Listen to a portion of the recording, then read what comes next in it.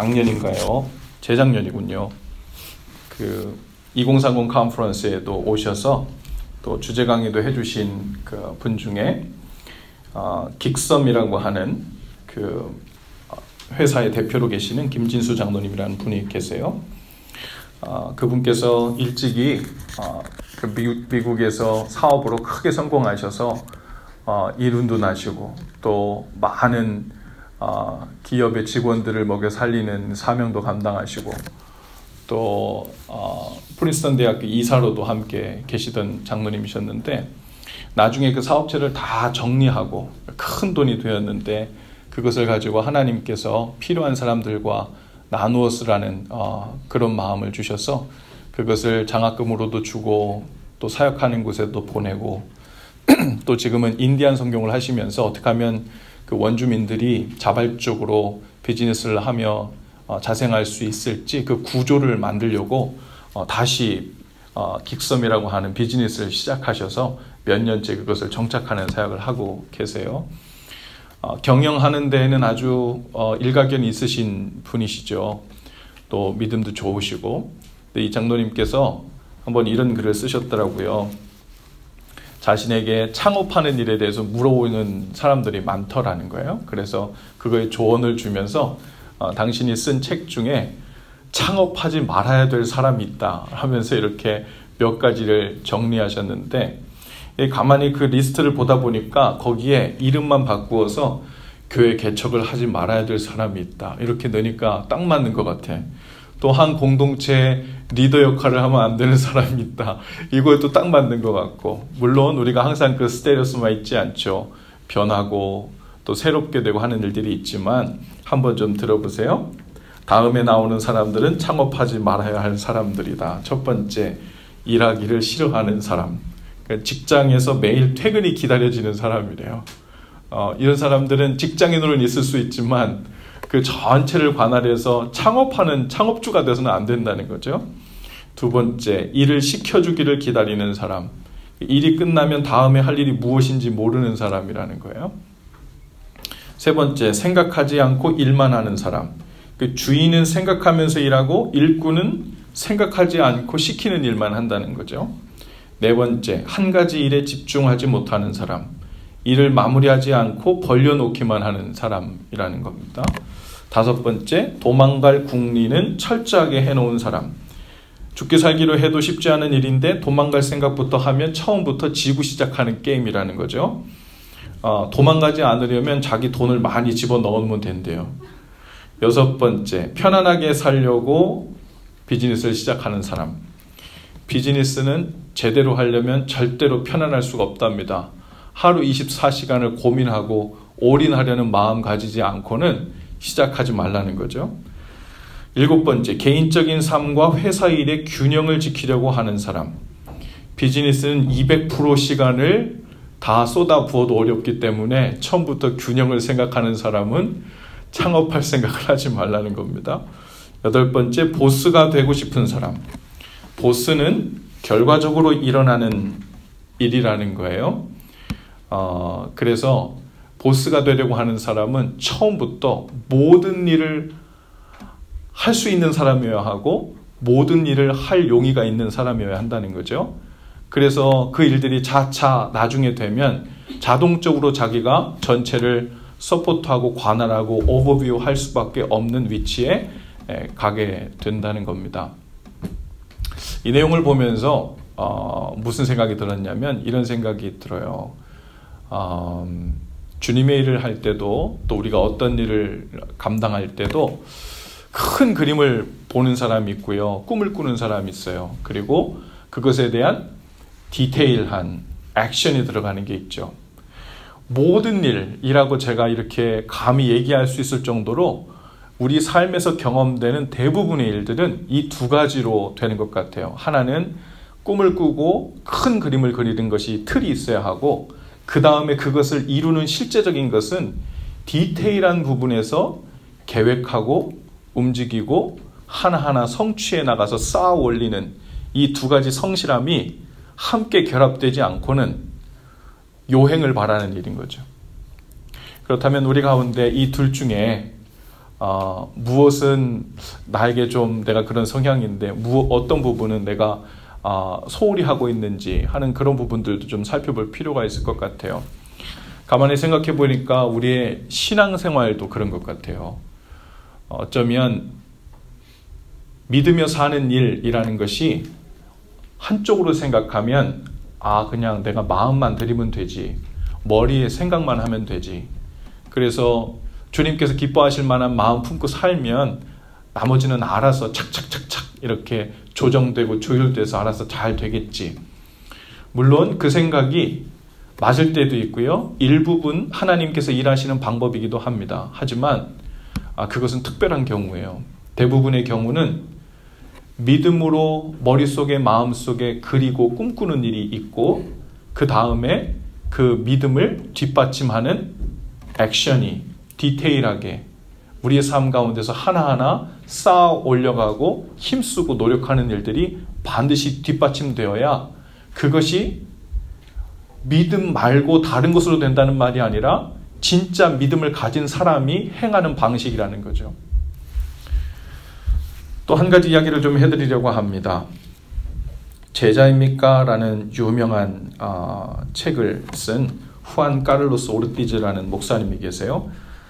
그 목사님이 자신의 목회 경험을 이야기하는데요. 그 목사님은 어느 교회 부임해서 몇 해 동안 그 부교육자들과 함께 아주 헌신적으로 사역을 했답니다.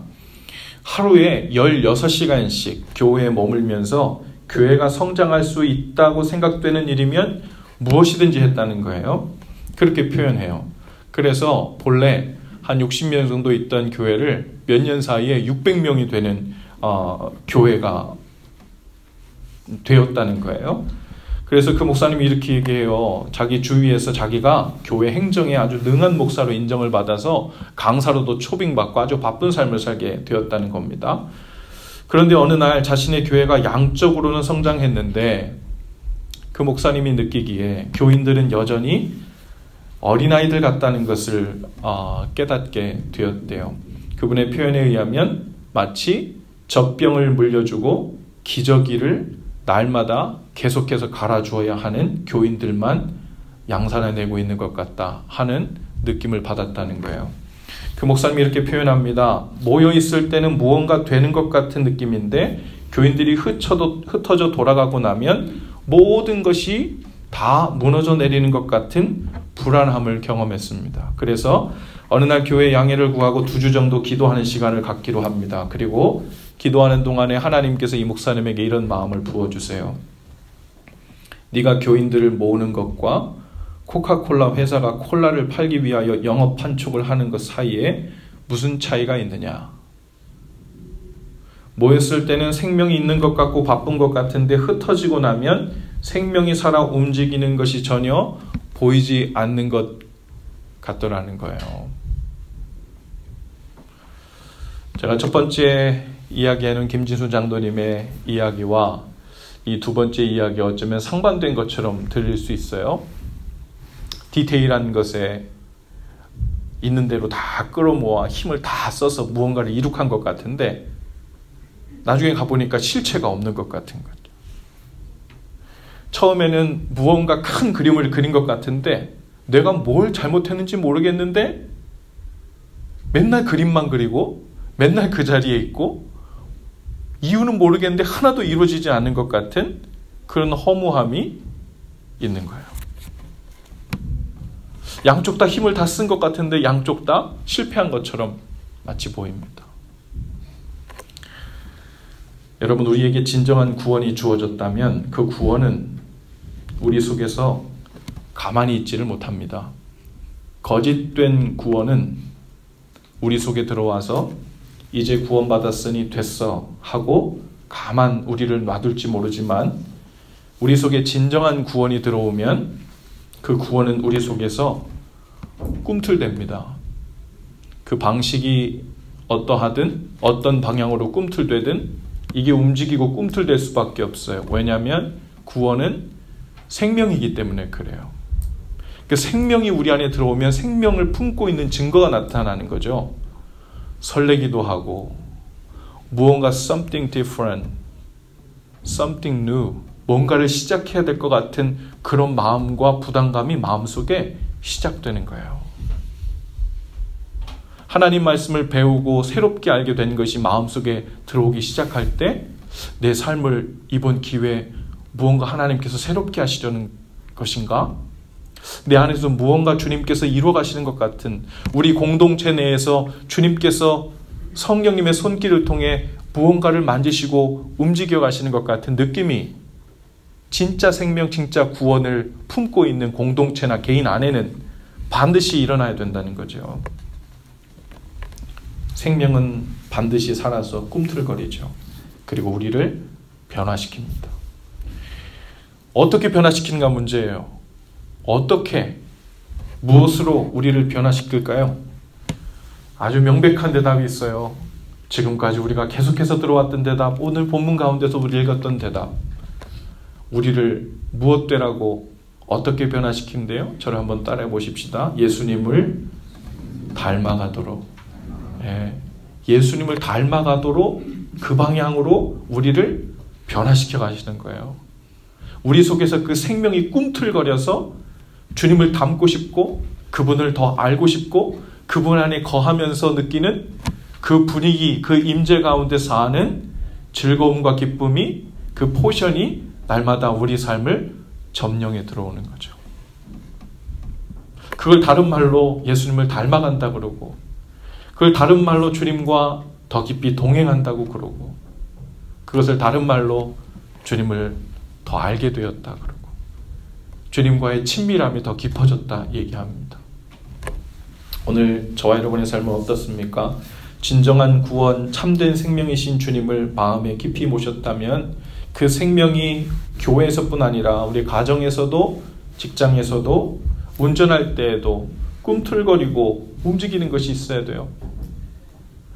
내가 하나님을 알지 못하고 자기 인생의 이런저런 고민 때문에 답답해하고 한숨 짓고 술이 아니면 하루를 마무리 짓지 못하고 잠들 수 없는 친구들을 만날 때 주님이 생각나야 돼요.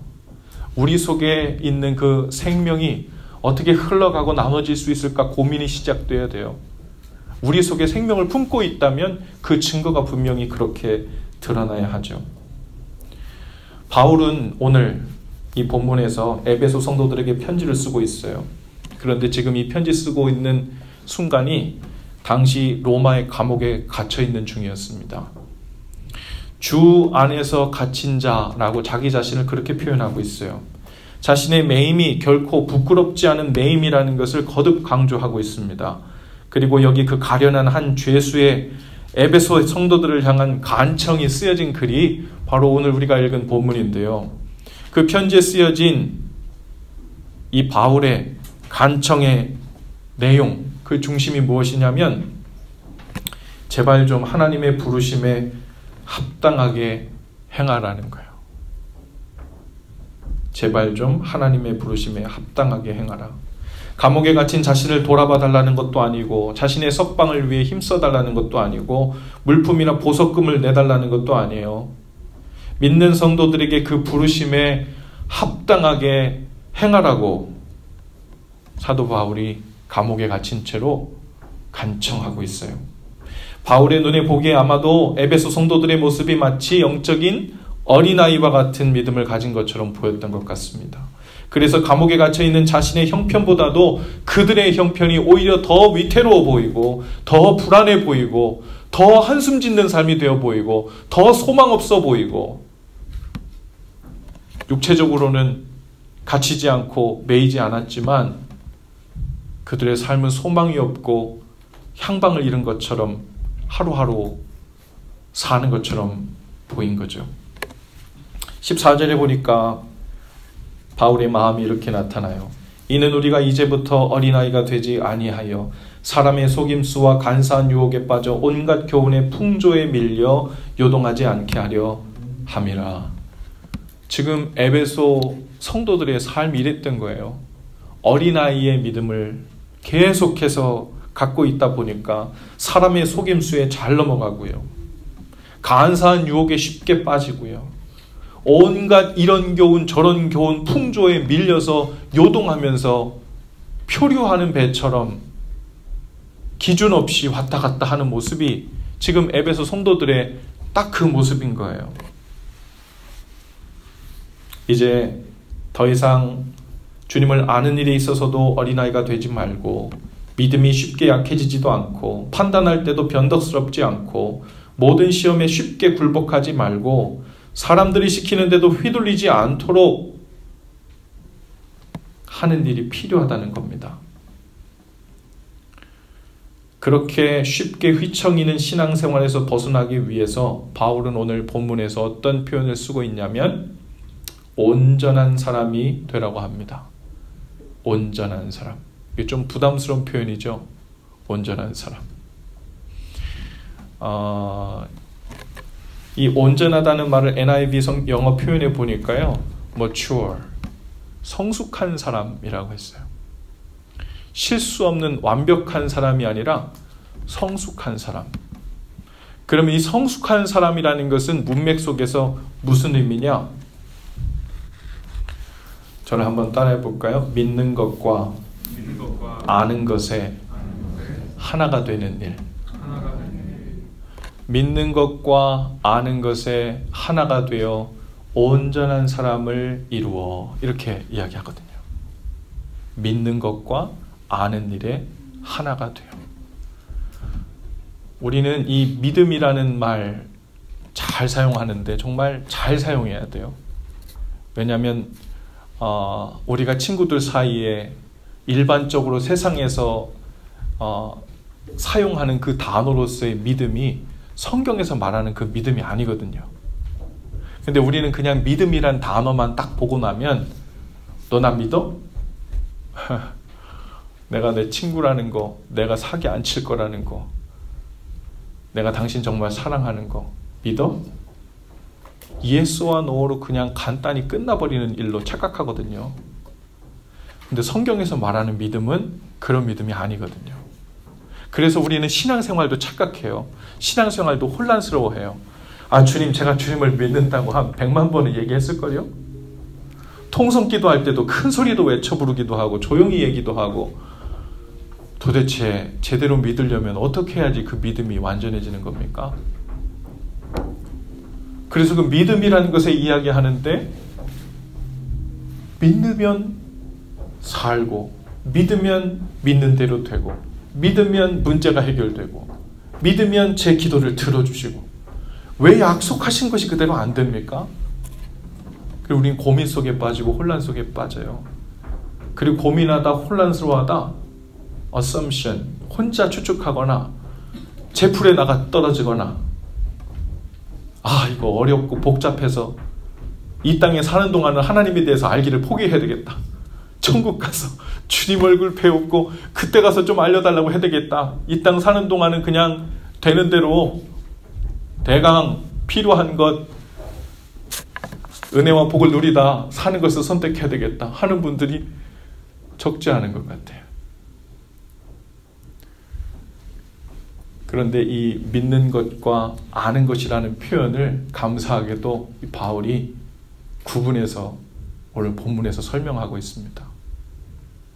믿는다는 건 단순히 머릿속으로만 동의하는 것 아니고, 입술로만 시인하는 것 아니고, 우리의 행위라는 것이, 실천이라는 것이, 순종이라는 것이 같이 붙어있는 말인데요. 같이 붙어있는 거죠. 그래서 아브라함이 이삭을 번제단에 놓고 하나님께 드리려는 행위, 순종이 딱 끝난 다음에, 그리고 무슨 표현이 나와요?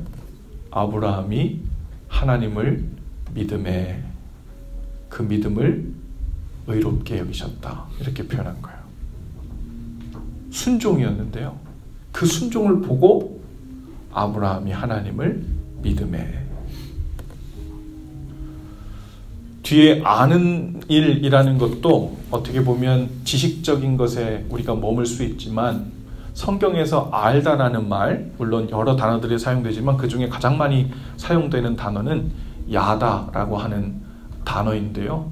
그 야다라는 단어의 알은 경험적으로 아는 거예요. 본래 의미는 남자와 여자가 서로에 대해 육체적으로 서로 아는 경험을 가지고 난 후에, 그리고 나서 우리는 서로 아는 사이가 되었다라고 얘기할 때 하는 그 알미예요. 그러니까요, 예수 그리스도를 믿는 것과 아는 것이라고 하는 것은, 아는 것은 그분에 대한 지식, 그분이 누구신지에 대해서 듣고 아는 정도가 아니라 그분을 경험하고 비로소 알게 된 걸 얘기하는 거예요. 여러분, 그분을 경험하려면 무엇이 선행되어야 되겠습니까? 순종이 선행되어야 돼요. 행함이 선행되어야 돼요. 예수님이 누구신지 주는 그리스도시요 살아계신 하나님의 아들이십니다.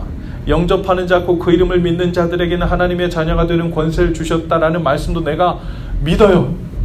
그런데 그 믿음으로써 믿음이 완성된 게 아니고 그 믿음을 근거로 내가 반응을 하는 겁니다. 순종이라는 반응. 그러면 그 순종이 성공할 때도 있고 실패할 때도 있고 완전할 때도 있고 불완전할 때도 있어요. 그런데 그 수준이, 그 스테러스가 무엇이든 간 상관없이 그 경험으로부터 주님을 더 알게 됩니다. 할렐루야. 그 경험으로부터 주님을 더 알게 돼요. 그래서 내가 주님을 믿으려고 하면 순종이라는 반응이 함께 따라가고, 그 반응이 끝나고 나면 그 피드백으로부터 우리는 주님을 어떤 식으로든 더 알게 되는 위치에 가게 되는 거예요.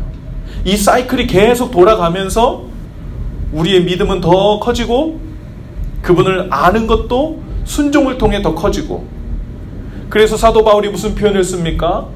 그분을 믿는 것과 아는 것이 하나가 되어 온전한 사람을 이루어. 이 두 가지가 함께 맞물려서 하나가 되어 있는 사람, 그 사람이 mature, 성숙한 사람이고 온전한 사람이고, 성숙하고 온전하게 되어 그리스도의 장성한 분량에 이르기까지 자라가야 된다. 이렇게 얘기하고 있어요. 어느 유명한 강사님이 누가 이런 질문을 했대요. 제가 삶을 이렇게 살아왔고 저희 가진 형편은 이래요. 그리고 제가 처해 있는 형편이 이렇습니까? 저는 결혼을 해야 될까요? 말아야 될까요? 하고 이렇게 물어봤더니 그 강사님이 이렇게 얘기하더라고요. 제가 당신을 결혼해야 될지 말아야 될지는 모르겠지만 저는 이렇게 권고하고 싶습니다. 결혼은 마치 남자라는 사람이, 여자라는 사람이 상대 배우자의 나라에, 그러니까 이민자로서 이민을 가 사는 것과 같다는 거예요. 예를 들어 한국에서 다 자란, 교육도 다 마치고 군대도 다 다녀오고 또 한 성인 남자나 여성이 미국에 와서 이민자로 살아가는 거예요. 그런데 두 가지가 있다는 거예요. 이민자들 중에는 두 가지 그 부류가 있는데, 한 부류는 이민 왔는데 이 나라 말을 전혀 배울 생각이 없는 거예요. 그래서 한인 사회에 깊숙이 들어가가지고 그 안에서 길 가던 사람 만나면서 안녕하세요. 예, 저기 순댓국 맛있던데 새로 여기 한국말만 하면서 하는 거예요. 그게 나쁘진 않아요. 그런데 그리고 어쩔 수 없는 사람들도 있죠. 그런데 문제는 그분이 무슨 표현을 쓰냐면 이민사회에 와서 한인사회에 깊숙이 들어가서 한국말만 쓰고 살면 그 사람이 사는 삶의 풍요로움은 오히려 이민 안 가고 한국에 살던 것만 못하다는 거죠. 결혼하지 않은 것보다도 못하다는 거예요. 그런데 이민해서 마치 결혼을 해서 부부가 되면 남자의 나라, 여자의 나라, 배우자의 나라의 언어를, 우리로 말하면 영어를 배우는 거죠. 그 언어를 배우는 것만큼 그 나라에서 움씬할 수 있는 자리, 누릴 수 있는 풍요로움, 낯설지만 미국에 있는 사람들과 함께 나누면서 미소와 담소와 문화를 공유하고 사람다움과 정과 사랑을 나눌 수 있는 풍요로움이 점점 더 많아질 수 있는 그런 삶을 경험할 수 있다는 거예요. 시간이 많지 않으니까 제가 언어로만 그냥 이렇게 한정해서 이야기해서 비약이 있을 수 있습니다. 맞는 것 같아요. 그런 말이. 그래서 그분이 이렇게 얘기합니다. 당신이 결혼해야 될지 말아야 될지 어떤 상황이나 형편에 대해서는 이야기 못하겠지만 당신이 결혼을 해서 상대방의 나라에 이민을 가서 평생토록 더듬거려도 평생토록 그 상대방의 언어를 열심히 배워서 그 나라에 이미 정착하고 있는 그 원주민 배우자와 더 풍성한 대화, 더 오묘한 대화, 더 깊은 대화, 그런 삶을 확장시켜 나가고 싶은 마음이 있다면 결혼하세요. 그런데 나는 결코 이민 가서 언어를 배울 마음도 없고 그런 불편을 감수할 마음이 없고 내 뜻대로 내가 원하는 대로 살 마음이라면 여러분 결혼 안 하는 게 나을 겁니다. 이런 얘기를 하더라고요. 우리가 주님 앞에 나와서 신앙생활 하는데 마치 이러한 모습으로 하는 경우도 많아요. 믿음으로 모든 것이 다 된다는 말을 쉽게 하는 사람들은 대부분 믿음의 의미가 뭔지 잘 알지 못해요. 그리고 큰 소리로 외치고 선포는 하는데 그 백업에 그 믿음을 증명하는 삶의 디테일이나 세부 설계도나 힘을 써서 한 걸음 한 걸음 올라가려고 벽돌을 쌓는 일에는 성실하지 못한 경우가 많아요. 그렇게 되면 나는 믿음이란 이름으로 주님께 다 맡겨드렸다고 하지만 사실은 그 믿음이 내가 노력하지 않고 충성되게 성실하게 하지 않으려고 하는 자신의 행동을 합리화시키는 쪽으로 자꾸 이용되거든요. 그렇게 되면 우리의 믿음의 자리는 그 자리예요. 계속해서. 뭐가 문제인지 모르겠어요. 가장 심각하고 가장 어려운 일은 뭐냐면 주님을 믿는다는 고백은 반복적으로 에브리데이 하는데 주님을 알아가는 삶은 없는 거예요. 왜냐하면 순종을 통해 그 반응을 통해 그 피드백을 통해 서로 알아가잖아요. 그 아는 것만큼 음신하고 교제하고 친밀할 수 있는 누릴 수 있는 풍성함이 점점 넓어지는 것인데 말하자면 믿는다는 고백만 계속하고 풍성해지는 서로를 알아가는 알미 주님과의 삶의 그 사이에 모자라기 시작하면 따분함을 느끼죠. 지루함을 느낍니다. 무료함을 느껴요. 의미가 없는 것 같고 가치가 없는 것 같고 심지어 주님께서 우리를 그분의 생명 주고 사셨다는 이 엄청난 사실도 쉽게 무뎌지고 별일 아닌 것 같은 때가 그렇게 느껴질 때가 오죠. 오늘 우리의 삶의 어느 부분에서 주님께서 진실한 행함을 원하시는지 돌아볼 수 있기를 바라요.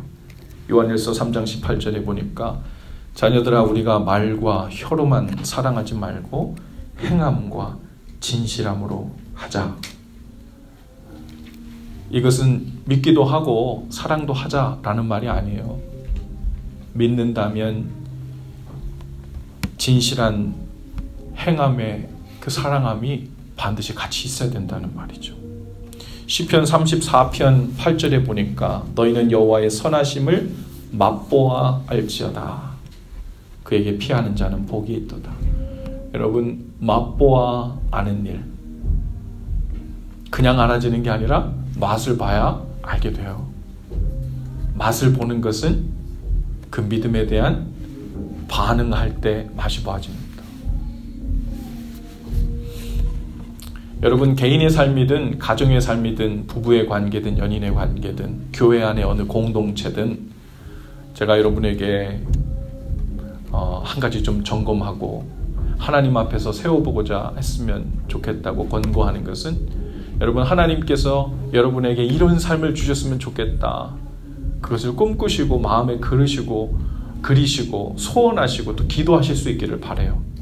하지만 거기서 끝나지 않고 그 일이 진실한 행동으로 내 삶에서 나타나도록 하는 일에 나는 어떤 계획을 세우고 있고 어떤 설계를 하고 있고 날마다 어떤 벽돌을 쌓아가고 있는지, 그냥 생각나면 하고 생각 안 나면 할 수 없고 이래서는 안 돼요.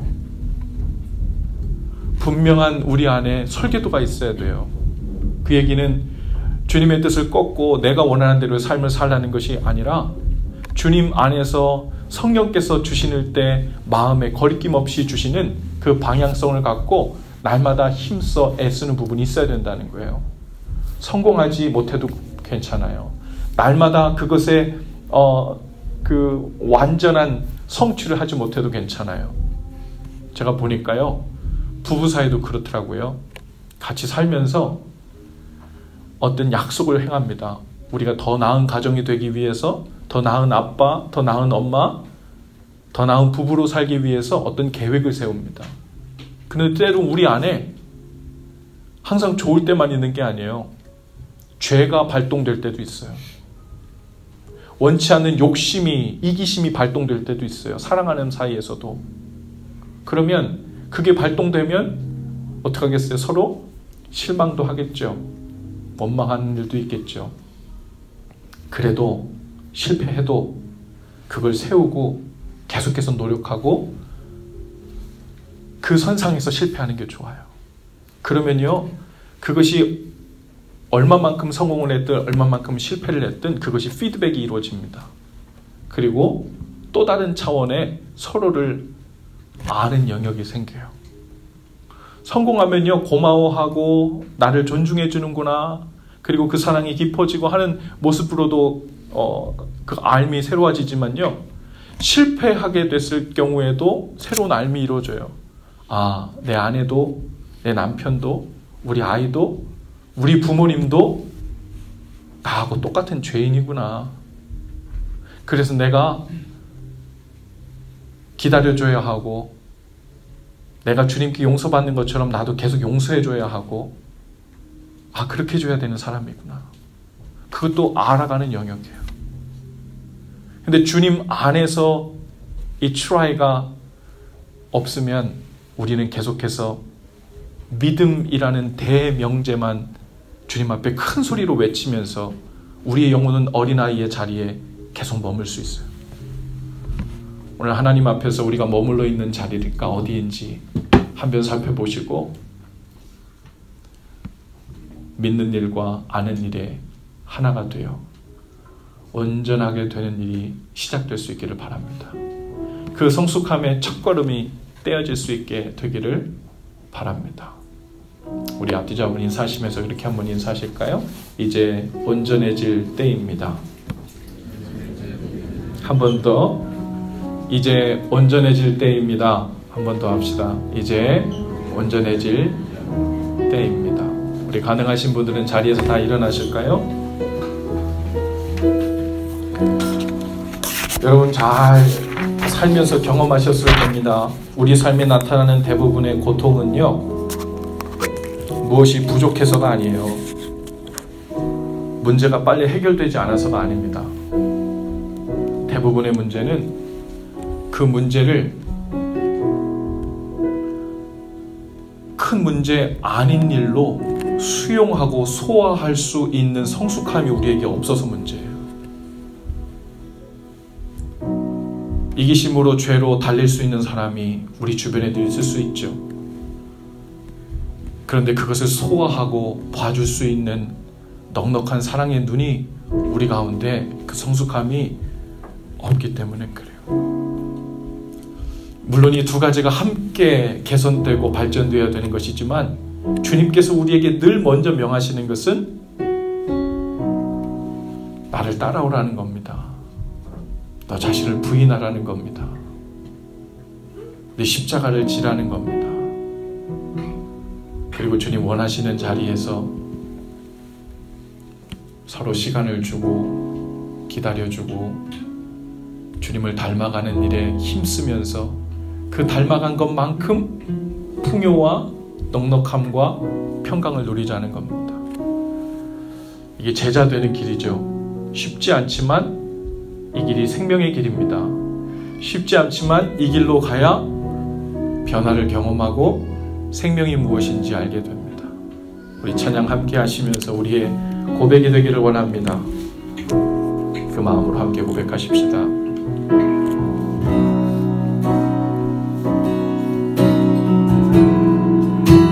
내 삶의 소망, 내 삶의 소망, 내가 바라는 한 분, 예수 닮기를 내가 원하네. 한없는 사랑, 풍성한 긍휼, 예수 닮기를 내가 원하네. 예수 닮기를, 예수 보기를, 예수만 높이길 내가 원하네. 내 평생 소원, 예수 닮기를, 예수만 닮기를 내가 원하네.